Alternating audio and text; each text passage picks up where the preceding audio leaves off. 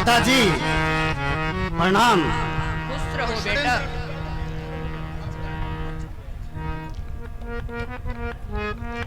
खुश रहो बेटा। बेटा क्या राज तिलक की सभी तैयारियां पूरी हो गई है।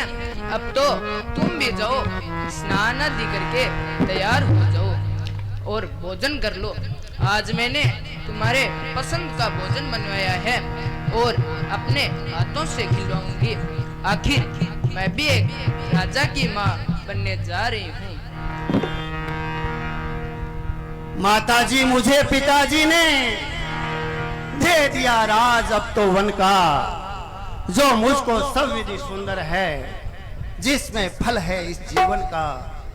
मैं इसी हेतु आज्ञा लेने इस समय यहाँ पर आया हूँ। श्रीमान पिता से पहले ही इसकी आज्ञा ले आया हूँ।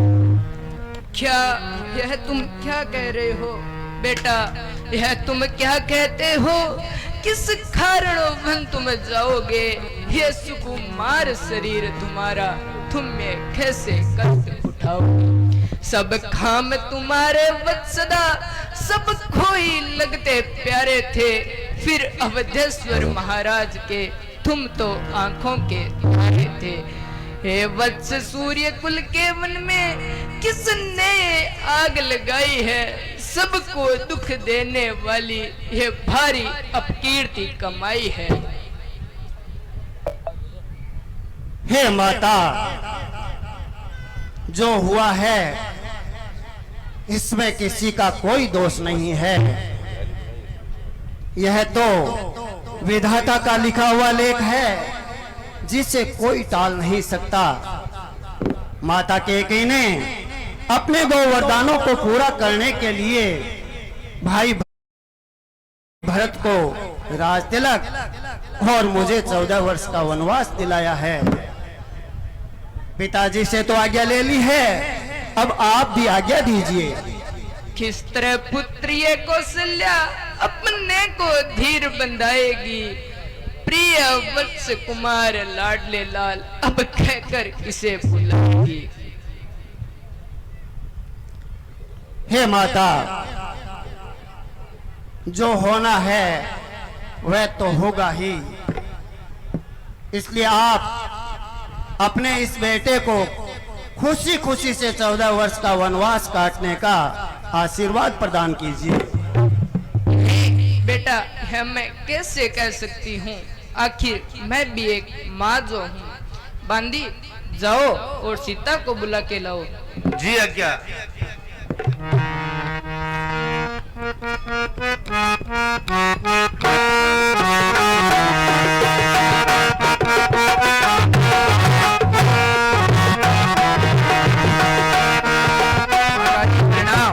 स्वामी के चरणों में दासी का चरण स्पर्श।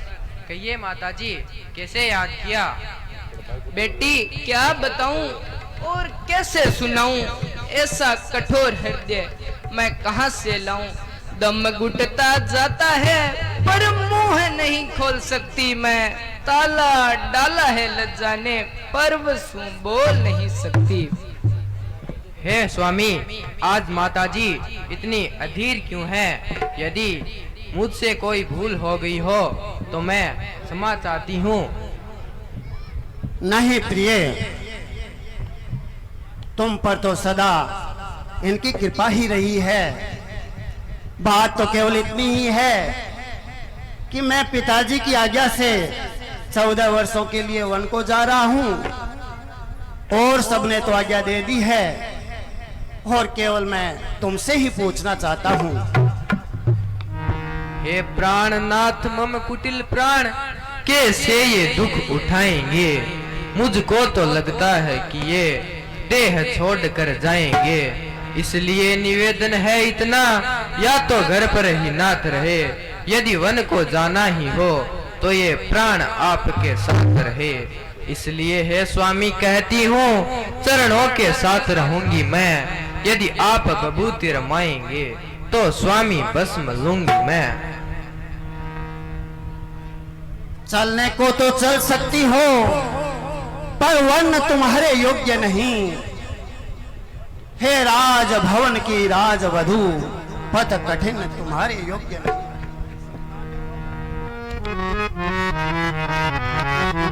यह कोमल तन सुकुमार कहां वे विपिन संकट में है, जहां वनचरों राक्षसों का, व्यालों का, बाघों का भय है। जो चित्र देखकर वानर का मन ही मन घबराती हो, जो सोने घर में पल भर भी सोने में दुख पाती हो, जिसके सुरेश से ससुर और पिता श्री हो मिथिलेश्वर, जीवन भर जिसने नहीं कभी रखा पृथ्वी के ऊपर। मैं वचन पिता का पालन कर देवी जल्दी ही आऊंगा। अति विकट भयंकर वन है, जिस जगह प्रिय में जाऊंगा। कुछ किंकर या कंकड़ पत्थर पर्वत जहां भयकारी है, दिन रात गरजते सिंह जहां रहते विस्तर मणिधारी है। ऐसी स्थिति में सारा दिन चलते चलते खोना होगा, नीम की छाया में थक करके पृथ्वी पर ही सोना होगा।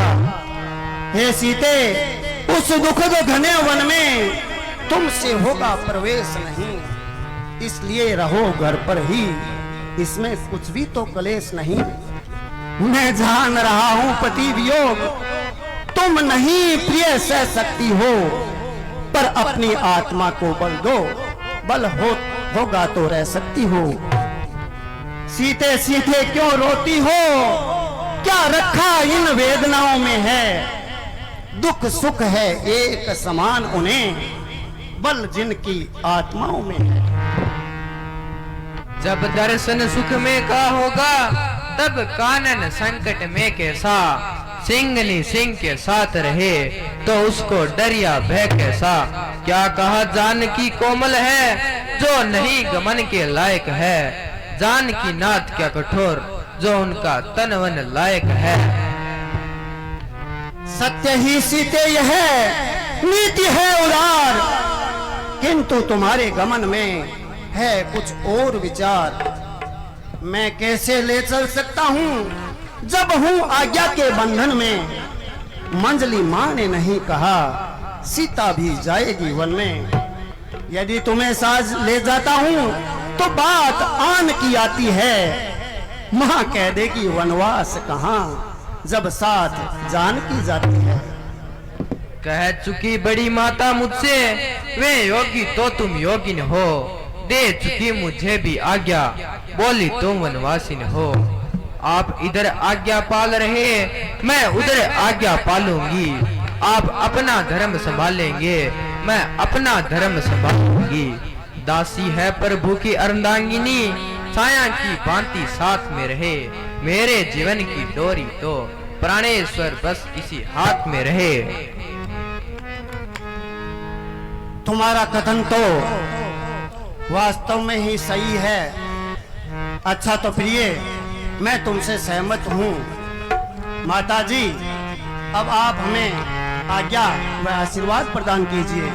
ठीक है बेटा, अब तो तुम भी जा रहे हो और साथ में बेटी सीता भी जा रही है। अब मैं क्या कर सकती हूँ।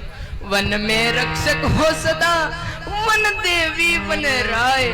सेवक पक्षी गण करे, सेवा धन मन लाए।